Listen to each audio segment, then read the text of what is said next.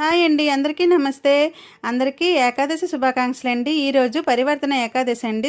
చాలా special day అనమాట. ఇంకా విష్ణుమూర్తి యోగ నిద్రలో ఉంటారు కదా. ఈరోజు ఒక సైడ్ నుంచి ఇంకొక సైడ్కి తిరుగుతారనమాట. దీన్నే పరివర్తన ఏకాదశి అంటామండి.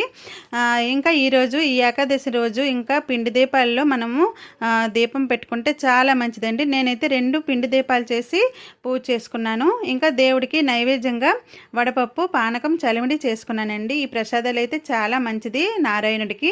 ఇంకా స్పెషల్ ఏంటంటే లక్ష్మీనారాయణులు ఇద్దరూ కలిసి ఉన్న మనము మూర్తి అవని చిత్రపటం అవని మనము పూజ చేసుకుంటే చాలా మంచిది.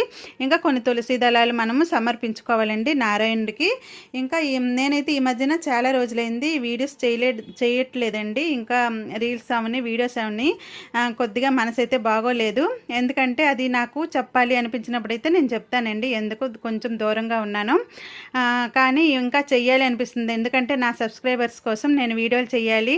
నా వీడియోస్ నచ్చే కదా అందరూ చేసుకున్నారు. వీడియో కనుక నచ్చినట్లయితే లైక్ చేయండి, సబ్స్క్రైబ్ ప్లీజ్.